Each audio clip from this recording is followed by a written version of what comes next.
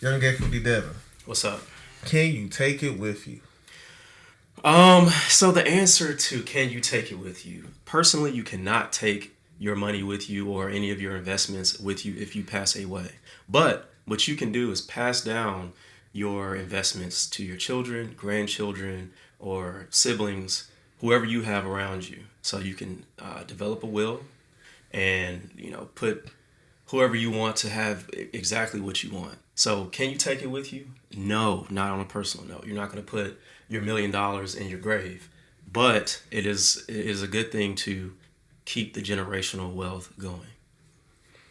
I definitely agree with that, and I think that's a very negative way to look at it, right? Like, oh, you can't take it with you. I think that, I mean, the goal is to live the longest, healthiest life you can have. Right. And I think things like investing in retirement, like a 401k, things like that. I mean, look, I'm not looking forward to my 401k to make me rich, but that's a hedge in case I don't make it rich. Yeah, I agree with that. And plus, you don't want to be the guy or the gal that's out there looking for Social Security to pay for what you want to do on a regular basis. You want to plan for that time because you're going to get old and it's inevitable. And Yep. if you are a healthy person, you want to have some type of income that you can live off of. So, not having a 401k now is going to hinder you in the future. Well, then let me ask you this. Let's take it to a deeper level. So, So, you're married, right? So, choosing to pass up on going to a lavish restaurant and spending 250, 300 for the both of you guys. And instead going to a restaurant where you may be spending $100. Do you think that you're reducing your quality of life by doing so?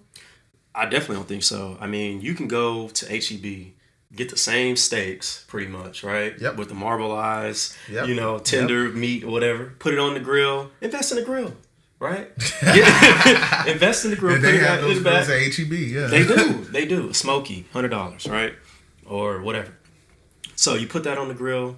You start getting those recipes going Pinterest, whatever you like to do. Get your girl involved, get yourself involved, have people over, and that's where you have the value. So not only are you spending less money, you're having value of having friends over, quality time with your spouse, or whatever it may be, your children, and it's a better environment. That's my opinion. No, quality of life does not change. Yeah, man, it's all about what you enjoy. I mean, I just never been the type to. I'm not really impressed by really fancy restaurants. I don't really care to have my car valeted at the front. That doesn't really do anything for me. But I do love food. And I find a lot of good restaurants where, I mean, for two peoples, maybe 50, $60. And sometimes it's the best food I've ever had. Yeah, I'll go to Vic and Anthony's for like Valentine's Day or some type of special occasion. Once or twice a year. There's nothing wrong with that. But if you're doing something like every weekend so you can valet that car that you're probably paying too much money for that you can't really afford the car note on, who cares? Nobody's gonna see you. We're not celebrities. We're regular people. So nobody's out there snapping pictures of young equity Devin, not yet. But you get the point. So there's just no point to it. But what if you're a celebrity in your head? Then I mean you probably have income that's gonna come in and it's not a big deal. That's a part of your job at that point. No, I said in your head, though. Oh, in your head. You're not really Oh, a I didn't hear that celebrity. part. Yeah. You're a celebrity in your head. Yeah. Oh, we got to face reality. Okay. We have to face reality. No. Celebrity as far as like, if you don't have 250,000 followers on all accounts, you're not a celebrity. Yeah, I mean, I agree. I mean, I've been to those nice restaurants, Steak 48 multiple times and stuff.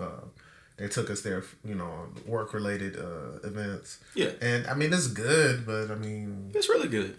I like other places better.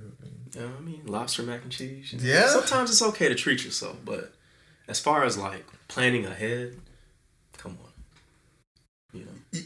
Well, for sure. Well, I guess the bigger point is for me is that I don't pass up going to restaurants like that so I can invest. I just get a better feeling from investing and making money than going to those restaurants. Yeah, I feel that, man. I mean, it's weird because my passion as of right now is how can I take money that I currently make and making more of it.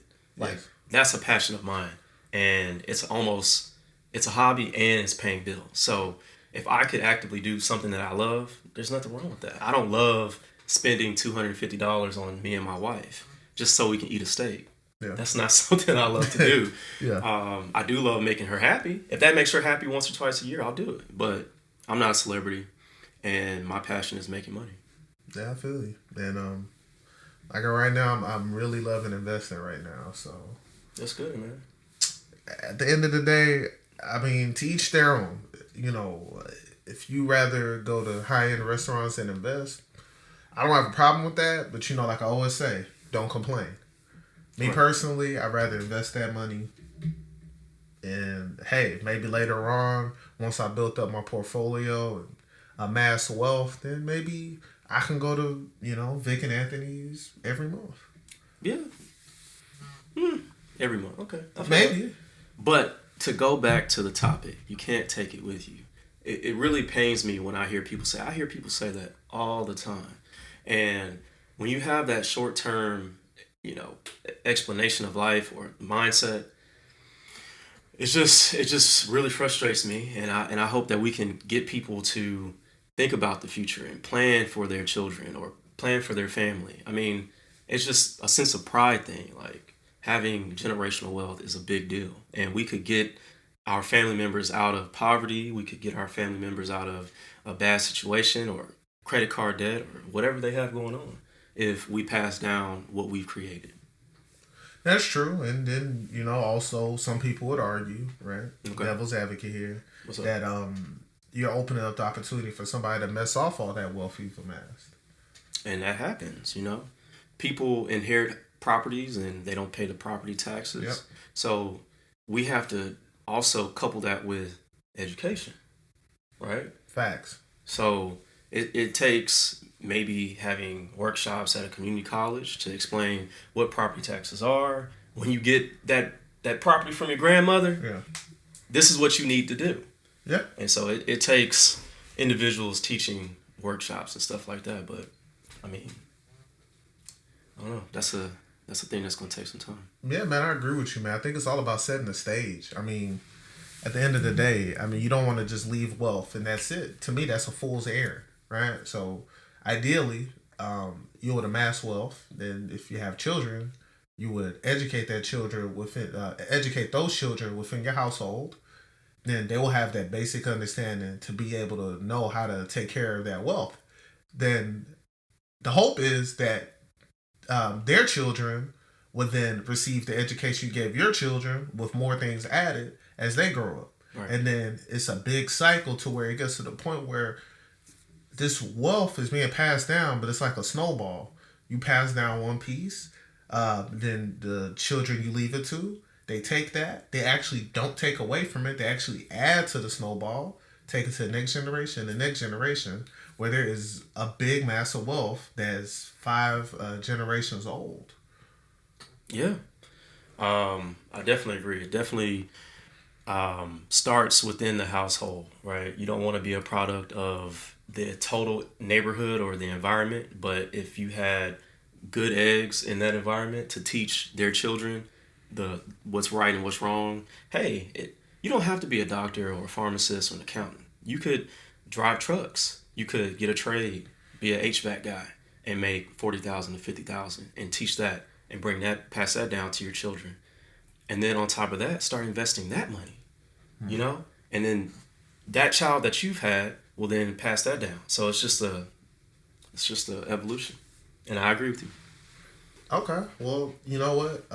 That's great because that actually lends us to the next topic. What's up? But before I get to that next topic, I was thinking, and you guys should comment down below. Should Young Equity Devin and I start a series from $1,000 to $10,000, where we take $1,000, we invest it in a investment account, and without adding any more money, we grow that $1,000 to $10,000. We can track it all live together and see exactly how long it takes to get to that point and what plays we made. What do you think about that? I would love to do that, man. You think we just put in 500, and then we do like a, weekly, what do we want to do, how we want to attack our plays? I'd be down. Yeah, okay. We'll work out the Okay, details, yeah. but we're gonna do that for you guys. Yeah, let's do that. Because you know a lot of times we give this advice, and sometimes it may even be over your head if you don't have it physically to look at. Right. But we're gonna come together. We're gonna get this account together, and we're just gonna go along the ways and see how fast we can go from $1,000 to $10,000. You can follow along. If you have $100, you might be able to follow along and go from 100 to 1,000. So just stay tuned. We're gonna work on that for you guys. But the Definitely next not. topic.